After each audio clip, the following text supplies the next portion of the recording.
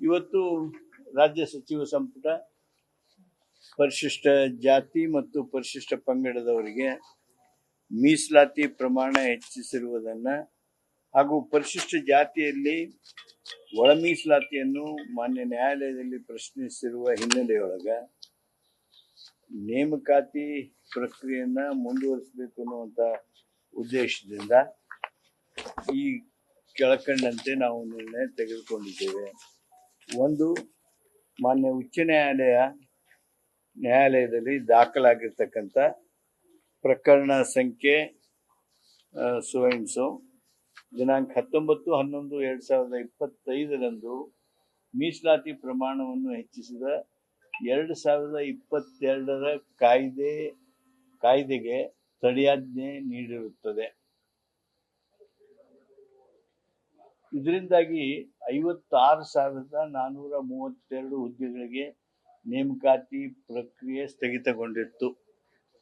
ನೇಮಕಾತಿ ಪ್ರಕ್ರಿಯೆಯನ್ನು ತುರ್ತಾಗಿ ಮುಂದುವರಿಸಬೇಕಾಗಿರುವುದರಿಂದ ಹಾಗೂ ಮಾನ್ಯ ಉಚ್ಚ ನ್ಯಾಯಾಲಯದ ಮಧ್ಯಂತರ ಆದೇಶದ ಹಿನ್ನೆಲೆಯಲ್ಲಿ ಸರ್ಕಾರ ಆದೇಶ ಸಂಖ್ಯೆ 2022 ದಿನಾಂಕ 28/12/2022 ಆದೇಶದ ಪೂರ್ವದಲ್ಲಿ ಜಾರಿಯಲ್ಲಿದ್ದ ಮೀಸಲಾತಿ ಆದೇಶ ರೋಸ್ಟರ್ ಬಿಂದುಗಳಂತೆ ಮೀಸಲಾತಿ ಪ್ರಮಾಣ 50%ಕ್ಕೆ ಹೊಸ ನೇಮಕಾತಿ ಅಧಿಸೂಚನೆಯನ್ನು ಹೊರಡಿಸೋದಕ್ಕೆ ನಿರ್ಣಯಿಸಲಾಯಿತು.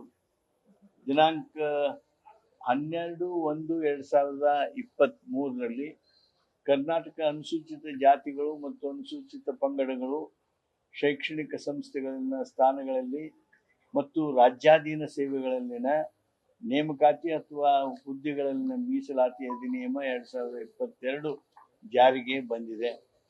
ಸದರಿ ಕಾಯ್ದೆಗೆ ಮಾನ್ಯ ಉಚ್ಚ ನ್ಯಾಯಾಲಯದ ತಡೆಯಾಜ್ಞೆ ಇರುವ ಹಿನ್ನೆಲೆಯಲ್ಲಿ ಹಾಗೂ ಅಡ್ವೊಕೇಟ್ ಜನರಲ್ ಅವರು ನೀಡಿರುವ ಅಭಿಪ್ರಾಯದಂತೆ ಮಾನ್ಯ ಉಚ್ಚ ನ್ಯಾಯಾಲಯದ ಅಂತಿಮ ಆದೇಶಕ್ಕೆ ಒಳಪಟ್ಟು ಆಯಾ ಇಲಾಖೆಗಳ ಮುಂದಿನ ಅಧಿಸೂಚನೆಗಳಲ್ಲಿ 6% ಅಂದರೆ ಪರಿಶಿಷ್ಟ ಜಾತಿಗೆ 2 ಮತ್ತು ಪರಿಶಿಷ್ಟ ಪಂಗಡಕ್ಕೆ 4 ಹುದ್ದೆಗಳನ್ನು ಕಾಯ್ದಿರಿಸಲು ಸಚಿವ ಸಂಪುಟ ತನ್ನ ನಿರ್ಣಯವನ್ನ ಮಾಡಿದೆ. ಇವತ್ತು ಅತ್ಯಂತ ಮುಖ್ಯವಾಗಿರ್ತಕ್ಕಂಥ ಕರ್ನಾಟಕ ಪ್ರಾದೇಶಿಕ ಅಸಮತೋಲನೆ ಈಗ ಮೀಸಲಾತಿನ 17% ರಾಜ್ಯಪಾಲರು ಬಿಲ್ ಕ್ಲಿಯರ್ ಮಾಡಿದ್ದಾರೆ. 17.5% ಒಳ ಮೀಸಲಾತಿ ಅಡಿ ನೀವು ನೇಮಕಾತಿ ಮಾಡ್ತೀರೋ ಅಥವಾ ಹೇಗೆ ಮಾಡ್ತೀರಾ ಅನ್ನೋದೊಂದು. ಈಗ ನಾನು ಹೇಳಿದೆ 50% ರಿಸರ್ವೇಶನ್ ಮೂಲಕ ನಾವು ಈ ರಿಕ್ರೂಟ್ಮೆಂಟ್ ಪ್ರೊಸೆಸ್ ಅನ್ನು ಹುದ್ದೆಗಳನ್ನು ಭರ್ತಿ ಮಾಡ್ತಕ್ಕಂಥದ್ದನ್ನ ಪ್ರಾರಂಭಗೊಳಿಸ್ತಾ ಇದ್ದೀವಿ. ಕಾರಣ 56%ಗೆ ಈಗಾಗಲೇ ಕೋರ್ಟ್ನಲ್ಲಿ ಸ್ಟೇ ಇದೆ. ಈಗೇನು ರಾಜ್ಯಪಾಲರು ತಮ್ಮ ಅನುಮೋದನೆ ಕೊಟ್ಟಿರ್ತಕ್ಕಂಥದ್ದೇನಿದೆ ಅದು 50% ಇದಕ್ಕೇನು ಅಡ್ಡಿ ಬರೋದಿಲ್ಲ. ಆಮೇಲೆ ಅದು that is only something to do with internal reservation of SCs. ಇವತ್ತು 50% ಅಂತಂದ್ರೆ ಅದು ಒಳ ಮೀಸಲಾತಿ. ಈಗ 15% ದಲಿತ SC ಕೊಡ್ಬೇಕಾಗುತ್ತೆ. ಅದರಲ್ಲಿ 15% ಅಲ್ಲಿ ಒಳ ಮೀಸಲಾತಿ ಇರುತ್ತಾ ಇರಲ್ಲ? ಅದು that you will know when recruitment whole notification comes. ಅಲ್ಲ, ಆಸ್ ಪರ್ ದ ಏನು ರೇಷಿಯೋ ಪ್ರಕರಣ ಮಾಡ್ತಾ ವೇರಿಯಬಲ್ ಆಗ್ಬೋದಾ? ನೀವು ರಿಡ್ಯೂಸ್ ಮಾಡ್ತಿದ್ದೀರಾ? ನಮ್ಮ ರಿಕ್ರೂಟ್ಮೆಂಟ್ ನೋಟಿಫಿಕೇಶನ್ ಏನ್ ಬರ್ತಲ್ಲ ಈಗ ಅದರ ಮೂಲಕ ನಿಮಗೆ ಗೊತ್ತಾಗುತ್ತೆ.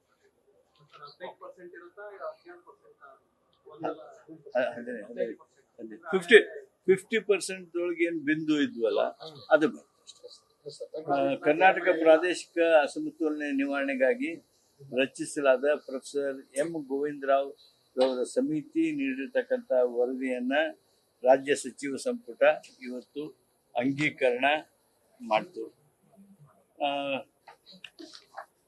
ಕಾನೂನು, ನ್ಯಾಯ ಮತ್ತು ಮಾನವ ಹಕ್ಕುಗಳ ಇಲಾಖೆಯವರು ತಂದಂತ Karnataka freedom of choice in marriage and prevention and prohibition of crimes in the name of honour and tradition ಇವ ನಮ್ಮವ ಬಿಲ್ 2026ಕ್ಕೆ ಅನುಮೋದನೆ ನೀಡೋದ್ರ ಬಗ್ಗೆ ಚರ್ಚೆ ಆಯಿತು.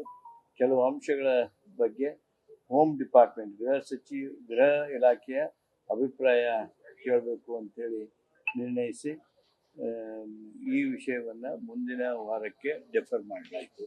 ಕಳೆದ ಬಾರಿನದು ಇದು ಎಫರ್ ಆಗಿತ್ತು, ಲಾಸ್ಟ್ ಟೈಮ್ ನಲ್ಲಿ ಬಂದಿತ್ತು, ಹೆಸರು ಬದಲಾವಣೆ ಮಾಡ್ಕೊಂಡಿದ್ದೀವಿ. ಇಲ್ಲ ಡೆಫರ್ ಇದೇನು ಬಂದಿದ್ದಿಲ್ಲ.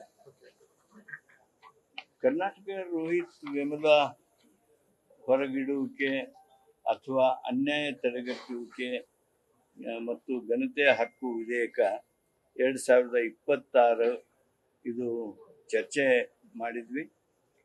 ಕೆಲವು ಅಂಶಗಳ ಬಗ್ಗೆ ಗೃಹ ಇಲಾಖೆಯವ್ರದ್ದು ಅಭಿಪ್ರಾಯ ಪಡಿಬೇಕು ಅನ್ನುವಂಥದ್ದು ಅಭಿಪ್ರಾಯ ಬಂತು. ಅದರಿಂದ we have deferred this to next cabinet meeting. Rohith Vemula next ಇದೆ. ರೋಹಿತ್ ವೇಮುಲ ಅಂಡ್ ಇವನಮ್ಮವ ಎರಡೂ ನಾವು ಡಿಫರ್ಡ್ ಇಟ್. ಒಂದು ಗೃಹ ಎರಡು. ಇವು ಅತ್ಯಂತ ಪ್ರಮುಖವಾಗಿರ್ತಕ್ಕಂಥ ಅಂಶಗಳು. ಇವೆಲ್ಲ ಬೇಕಂದ್ರೆ ನಾನು ನಿಮ್ಗೆ ಹೇಳ್ತೀನಿ. Karnataka freedom choice of marriage and prevention ಅದೇ ಇವನಮ್ಮವ ಉಳಿದೆಲ್ಲ development works. Thank you. Sir. News first ನಿರ್ಭೀತಿಯಿಂದ ನಿಮ್ಮ ಪರವಾಗಿ.